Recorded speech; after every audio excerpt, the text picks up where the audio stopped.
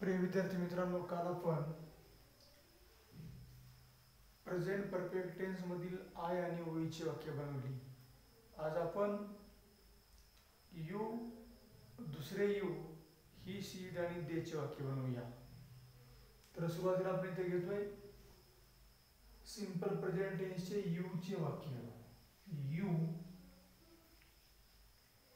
Right a letter.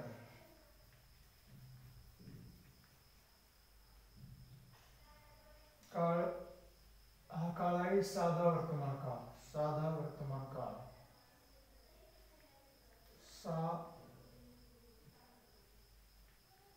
वर्तमान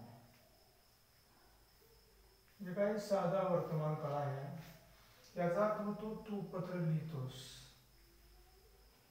तू पत्र लिहितोस.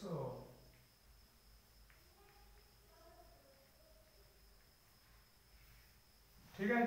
तर हा आहे साधा वर्तमान काळ. आपण आता हेच वाक्य प्रेझेंट परफेक्ट टेन्सच्या स्ट्रक्चरनुसार याच काळामध्ये बदलूया, म्हणजे पूर्ण वर्तमान काळामध्ये. येथील करता यू आहे तसा घ्यावा आणि या काळामध्ये यू समोर हॅव हे सहाय्यकारी क्रियापद येते. You have.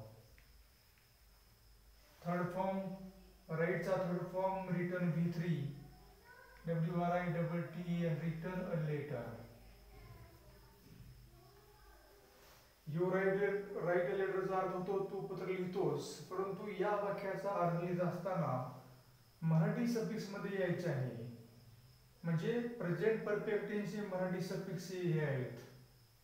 तर याचा अर्थ तू पत्र लिहिले आहे. तू पत्र लिहिले आहेस. ठीक आहे. प्रत्येक काळामध्ये म्हणजे काळ कोणताही असो त्या वाक्याचा अर्थ लिहित असताना समजा क्रियापद ING असेल, क्रियापद थर्ड फॉर्म असेल, तर त्याच्या मूळ रूपाचा मराठी अर्थ बघावा. म्हणजे बघा, राईट म्हणजे लिहिणे असं होतं. मी इथे काय केले, ने मधले मी ते ने कट केलं. शेवटचं एक मात्रा असणार अक्षर कट केलं आणि तिथे लिहिले आहे असे वाक्य बनवले. म्हणजे काय? याचा अर्थ प्रत्येक काळातील मराठी सफिक्स वेगवेगळे असतात आणि आपण त्या मराठी सफिक्सचा वापर करून त्या त्या काळातील मराठी वाक्य किंवा इंग्रजी वाक्य बनवणं गरजेचं असतं. वाक्य दुसरं, याचाच अर्थ म्हणजे अनेक गोष्टी येऊ असते. याचा अर्थ होतो तुम्ही पत्र लिहिले आहे. ठीक आहे. तुम्ही पत्र लिहिले आहे हे अनेक वचनामध्ये असतं. आता आपण पुढे बघूया ही, शी, इट आणि देचे वाक्य.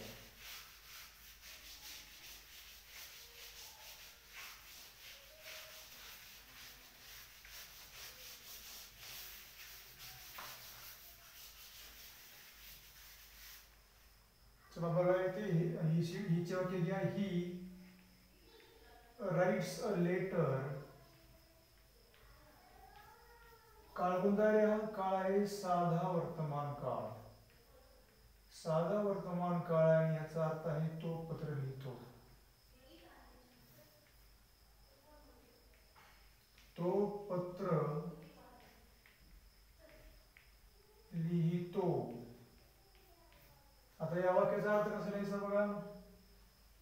प्रेझेंट परफेक्ट टेन्स मध्ये वाक्य कसं म्हणतं, ही त्याचे समोर आपल्याला माहिती आहे हॅज हे हेल्प वर्ब घ्यावे. He has. Third form written a letter. याचा अर्थ त्याने पत्र लिहिले आहे.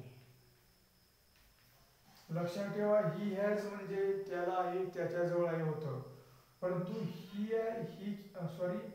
हॅज किंवा हॅवच्या पुढे जर थर्ड फॉर्म आला तर त्याचा मिनिंग त्याने पत्र लिहिले आहे असा होतो. म्हणजे बघा, ही हॅज म्हणजे त्याला आहे त्याच्याजवळ आहे, आणि he has written a letter म्हणजे त्याने पत्र लिहिले आहे, याच्यामध्ये हा फरक असतो.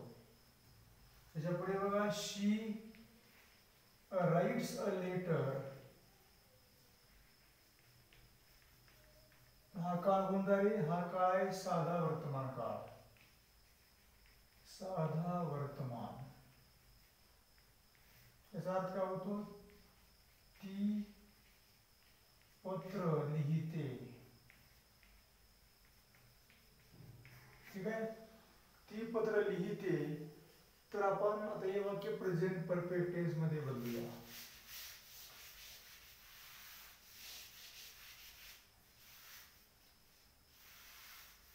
शी राइट्स अ लेटर, साधा वर्तमान काळ, ती पत्र लिहिते. हे साध्या वर्तमान काळाचं वाक्य आपण प्रेझेंट परफेक्ट टेन्स मध्ये बदलूया. शी आहे तसं घ्यायचं, आणि प्रेझेंट परफेक्ट टेन्सच्या स्ट्रक्चरनुसार शीच्या पुढे हॅज यायला पाहिजे. शी हॅज, नंतर पुन्हा third form written a letter. हा झाला प्रेझेंट परफेक्ट टेन्स म्हणजे पूर्ण वर्तमान काळ. याचा अर्थ होतो तिने पत्र लिहिले आहे. ठीक आहे, तिने पत्र लिहिले आहे. पुन्हा एकदा, शी राइट्स अ लेटर, साधा वर्तमान काळ, ती पत्र लिहिते. हे वाक्य आपण प्रेझेंट परफेक्ट टेन्स मध्ये बदललं, शी हॅज रिटन अ लेटर. तर नियम काय सांगतो की पूर्ण वर्तमान काळामध्ये शीच्या पुढे हॅज हे हेल्पिंग वर्ब यायला पाहिजे, सहाय्यकारी क्रियापद यायला पाहिजे, आणि त्याच्या पुढे थर्ड फॉर्म यायला पाहिजे, तरच तो पूर्ण वर्तमान काळ होतो. याचा अर्थ तिने पत्र लिहिले आहे असा होतो. लक्षात ठेवा, शी हॅज म्हणजे नुसते शी हॅज म्हणजे तिला आहे तिच्याजवळ आहे असा याचा अर्थ होतो. परंतु शी हॅजच्या पुढे जर थर्ड फॉर्म आला तर त्याचा अर्थ वेगळा होतो. म्हणजे कसा होतो? असा होतो, तिने पत्र लिहिले आहे. ठीक आहे, last sentence, they write a letter. याचा अर्थ मराठी, हा काळ कोणता आहे? हा काळ सुद्धा पुन्हा एकदा साधा वर्तमान.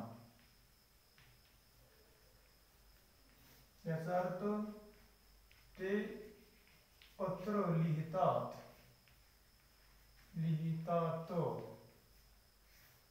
लक्षात ठेवा, THEY दे हे पुरुषवाचक सर्वनाम आहे. त्याचा अर्थ एकापेक्षा जास्त असा होतो, त्यामुळे ते पत्र लिहितात असा वाक्याचा अर्थ होतो.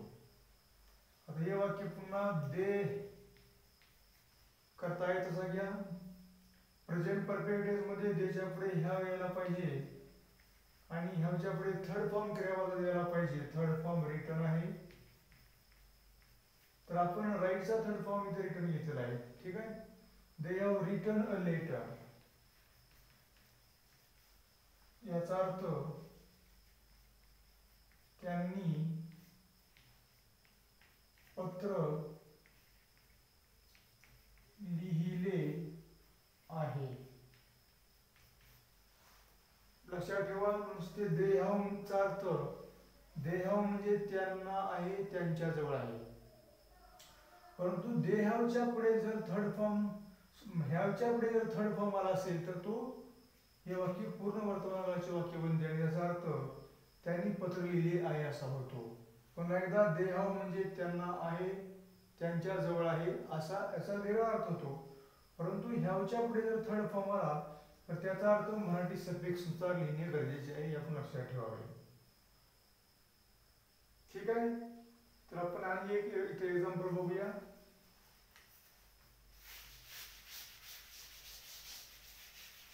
इथे बघा, हा आहे गो, वेंट आणि गॉन. ठीक आहे, go, went, gone first form, second form आणि थर्ड फॉर्म आहे याच्यामध्ये. तर मी तुम्हाला इथे I go to school, I go to school असे वाक्य इथे बनवून दाखवतो. याचा अर्थ होतो मी शाळेला जातो. तुम्हाला मी काय सांगितलं की गो म्हणजे काय? फर्स्ट फॉर्म, आणि फर्स्ट फॉर्मच्या जो मिनिंग असो, मराठी अर्थ असतो त्याच्या शेवटी तो कॉमा ते कॉमा तात असा जर मराठी सफिक्स आला तर तो सिंपल प्रेझेंट टेन्स असतो. म्हणजे हा आहे साधा वर्तमान काळ. साधा वर्तमान. ठीक आहे. आता आपण हे वाक्य पूर्ण वर्तमान काळामध्ये बदलूया, म्हणजे पास्ट परफेक्ट टेन्स मध्ये. तर हे सब्जेक्ट आहे तसं घ्यावा.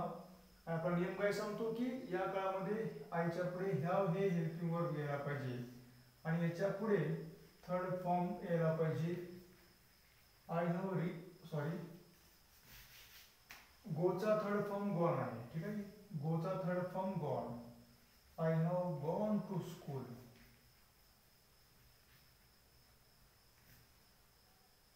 बघा, मी शाळेला गेलो आहे. ठीक आहे. बघा, मी शाळेला गेलो आहे. पुन्हा एकदा आय हॅव म्हणजे मला आहे, माझ्याजवळ आहे असं होतं. परंतु आय हॅवच्या पुढे जर थर्ड फॉर्म आला असेल तर त्याचा अर्थ याप्रमाणे लिहिणे गरजेचे आहे. पुन्हा एकदा लास्ट, प्रत्येक काळातील मराठी सफिक्स वेगवेगळे असतात. मी शाळेत जातो, तो हा प्रत्यय आहे. मी शाळेत जात, त आहे हा वेगळा प्रत्यय आहे. मी शाळेला गेलो आहे, लो आहे हा वेगळा प्रत्यय आहे. तर मराठी प्रत्ययानुसार आणि ह्या स्ट्रक्चरनुसार आपण या टेन्सचा अभ्यास करावा आणि त्याच्यामुळे आपल्याला एकदम फ्लुएन्सी आपण टेन्समध्ये घेऊ शकतो. धन्यवाद.